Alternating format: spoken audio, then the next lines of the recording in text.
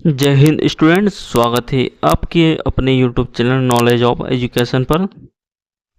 तो स्टूडेंट्स, यह video 10th class के सभी छात्र छात्राओं के लिए महत्वपूर्ण है, क्योंकि आज के इस वीडियो में मासिक अभ्यास प्रश्न पत्र सामाजिक विज्ञान का माह अगस्त में जो होने वाले हैं मासिक अभ्यास प्रश्न पत्र, जिसका संपूर्ण सॉल्यूशन इस वीडियो में करेंगे। तो आपके स्कूल में इसी क्वेश्चन पेपर को हल कराया जाएगा, तो आप वीडियो को एंड तक ज़रूर देखिए और जो भी प्रश्न के सॉल्यूशन इस वीडियो में कराया जाए तो आप उनको अच्छे तरीके से याद कर लीजिए और इसमें से 20 में से 20 अंक आप प्राप्त कीजिए। तो इसमें समय दे रखा है 1 घंटे का पेपर होगा ये। तो अगर यह वीडियो आपको अच्छा लगे या आपके लिए हेल्पफुल रहे तो आप लाइक, कमेंट और शेयर ज़रूर करें, और जो भी इस चैनल पर नए जुड़े हैं तो सब्सक्राइब कर लें और बेल आइकन को प्रेस कर दें ताकि आपको नेक्स्ट वीडियो की भी नोटिफिकेशन मिल जाए। और आपको जिस भी सब्जेक्ट का प्रश्न पत्र का सॉल्यूशन चाहिए तो आप कमेंट सेक्शन में ज़रूर बता सकते हो। तो आइए देखते हैं सामाजिक विज्ञान का संपूर्ण प्रश्न पत्र का हल। पहला प्रश्न दे रखा है इसमें कि सही विकल्प चुनकर लिखिए। पहला दे रखा है कि वन्य जीवों के आवास रक्षण हेतु पहला कानून बनाया गया था। पहला ऑप्शन दे रखा है ए प्रोजेक्ट टाइगर 1973, ब ऑप्शन दे रखा है वन्यजीव संरक्षण अधिनियम 1972, स ऑप्शन दे रखा है संयुक्त वन प्रबंधन अधिनियम 1988 और द दे रखा है वन्यजीव अधिनियम 1986। तो इसका सही ऑप्शन हो जाएगा ब, हो जाएगा वन्यजीव संरक्षण अधिनियम 1972। प्रश्न क्रमांक दूसरा है कि पूर्वोत्तर और मध्य भारत में वनों की कटाई का प्रमुख कारण है। अ दे रखा है ईंधन के लिए, ब दे रखा है स्थानांतरित कृषि के लिए, स दे रखा आवास के लिए और द दे रहा है उद्योग के लिए। तो इसका सही ऑप्शन हो जाएगा स, हो जाएगा आवास के लिए। प्रश्न क्रमांक तीसरा है कि चौरी चौरा की घटना कब हुई थी। अ ऑप्शन है 5 फरवरी 1922, ब ऑप्शन है 8 नवंबर 1924, स ऑप्शन है 10 फरवरी 1927 और द ऑप्शन दे रखा है कि 9 अप्रैल 1930। तो इसका सही ऑप्शन अ हो जाएगा 5 फरवरी 1922 को। प्रश्न चौथा है कि विनिमय की प्रारंभिक अवस्था में व्यापार किस प्रणाली पर आधारित था। अ दे रखा है वस्तु विनिमय प्रणाली, ब दे रखा है मौद्रिक विनिमय प्रणाली, स दे रखा है चेक और द दे रखा है रुपए का लेन देन। तो इसका सही ऑप्शन ए हो जाएगा, अ हो जाएगा वस्तु विनिमय प्रणाली। आगे देखते हैं। प्रश्न क्रमांक 2 दे रखा है कि रिक्त स्थानों की पूर्ति कीजिए।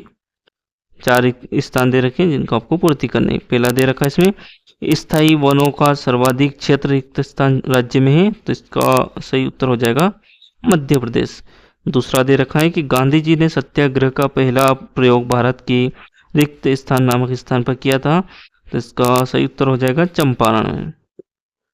तीसरा दे रखा है कि साइमन कमीशन के खिलाफ प्रदर्शन में हुए लाठीचार्ज से प्रसिद्ध स्वतंत्रता संग्रामी सेनानी रिक्त स्थान शहीद हुए थे, तो इसका उत्तर हो जाएगा लाला लाजपत राय।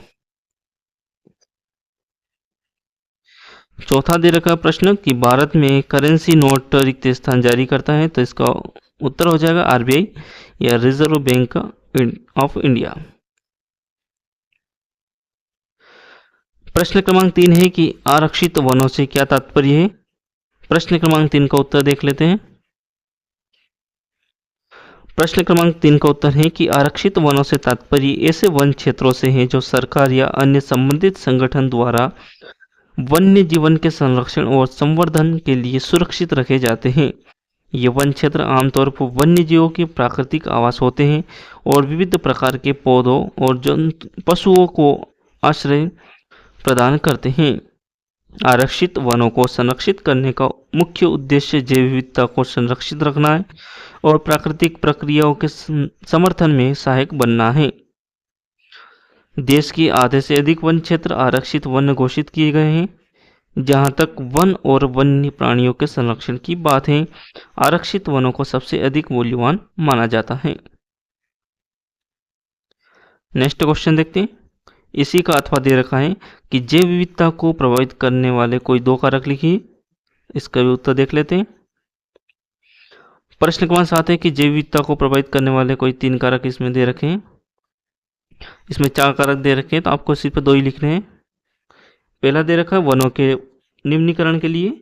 वनों के अति कटाव या निम्नीकरण से वन्य जीवन और पौधों के नाश का कारण बनता है। जंगलों के नष्ट होने से वन्य प्राणियों को नेतृत्व, आहार और आवास के संबंध में समस्या हो सकती है, जो जैव विविधता को प्रभावित करती हैं।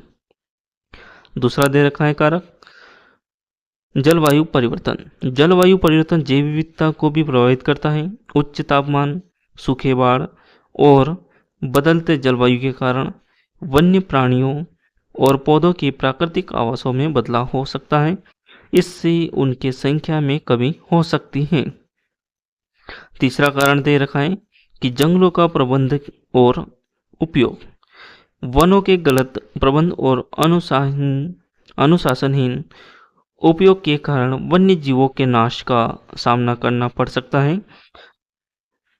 अति वन्य उत्पादन, अवैध वन कटाई और जलवायु परिवर्तन से प्राकृतिक वन्यजीव का बिगड़ना एक आम समस्या है। चौथा कारक दे रखा है कि प्राकृतिक आपदाएं। आकस्मिक आपदाएं जैसे कि भूकंप हो गया, बाढ़, जलवायु परिवर्तन के कारक वन्य प्राणियों के नाश को गति देते हैं। इन आपदाओं से प्रभावित होने से कुछ प्रजातियों की प्राकृतिक संख्याओं में कमी हो सकती है और जैव विविधता कम हो सकती है। तो इसमें से आपको सिर्फ 2 ही कारक लिखने हैं। प्रश्न क्रमांक 4 है कि गांधी जी ने असहयोग आंदोलन को वापस क्यों लिया, समझाइए। ये 3 नंबर का क्वेश्चन है, इसको भी देख लेते हैं। असहयोग आंदोलन अपने पूरे चरम पर था जब महात्मा गांधी ने 1922 में इसे वापस ले लिया। इस आंदोलन को वापस लेने के 2 मुख्य कारक थे। पहला था, महात्मा गांधी अहिंसा और शांति के समर्थक के थे। जब उन्हें पता चला चौरी चौराहा के पुलिस थाने में आग लगा कर 22 पुलिस वालों को हत्या कर दी तो वो परेशान हो गए। दूसरा कारक था कि उन्होंने सोचा यदि आंदोलन हिंसक हो जाए तो अंग्रेज सरकार उग्र हो जाएगी और बहुत निर्दोष लोगों को मार जाएगी। इसलिए महात्मा गांधी ने असहयोग आंदोलन वापस ले लिया। प्रश्न क्रमांक नेक्स्ट देखते हैं। प्रश्न अथवा दे रखा इसी का कि भारत में लोग रोल एक्ट के विरोध में क्यों थे। प्रश्न क्रमांक 4 का अथवा देख लेते हैं, उसका उत्तर। प्रश्न क्रमांक 4 में अथवा का उत्तर है कि प्रथम विश्व युद्ध के बाद रूस में बोल्शेविकों का तथा जर्मनी में नाजीवादियों का प्रभाव बढ़ रहा था। ब्रिटिश सरकार को आशंका थी कि भारत के क्रांतिकारियों को इनसे मदद मिल रही है। सरकार को डर सता रहा था कि कोई आंदोलन अवश्य होगा, अतः अराजकता और क्रांतिकारी गतिविधियों को रोकने के लिए अधिनियम लाया गया, जिसका भारतीय द्वारा विरोध किया गया। क्योंकि पहला है, इस कानून के जरिए किसी भी भारतीय नागरिक को राजनीतिक कैदी के रूप में 2 साल तक बिना मुकदमा चलाए जेल में बंद करने का प्रावधान था।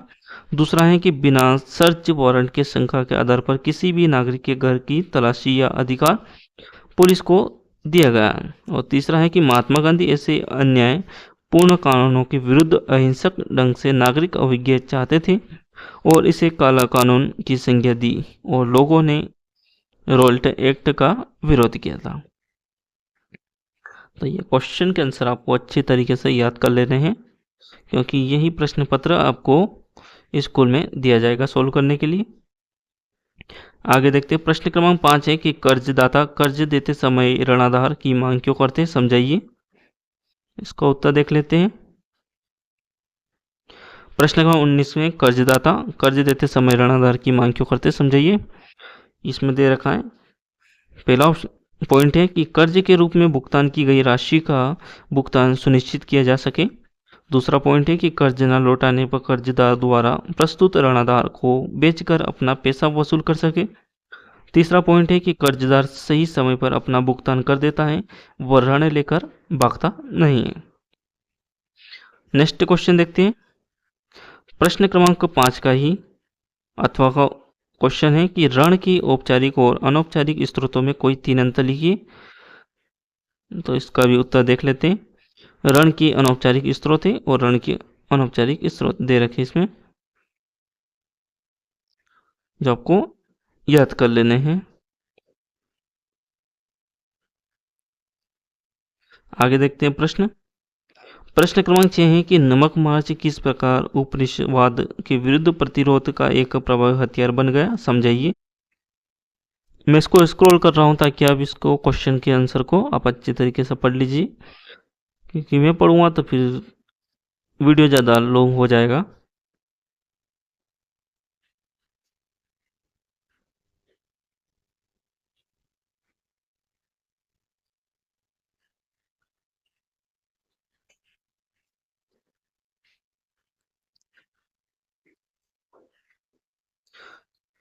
प्रश्न क्रमांक 6 में इसी का अथवा दे रखा है कि साइमन कमीशन क्या था, भारतीयों ने इसका विरोध क्यों किया था।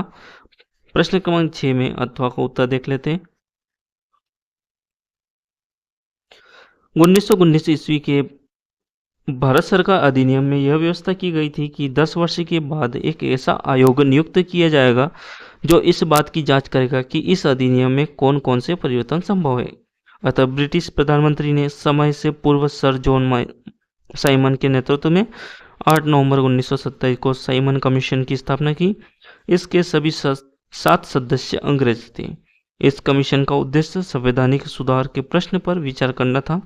इस कमीशन में किसी भी भारतीय को शामिल नहीं किया गया, जिसके कारण भारत में इस कमीशन का तीव्र विरोध हुआ था।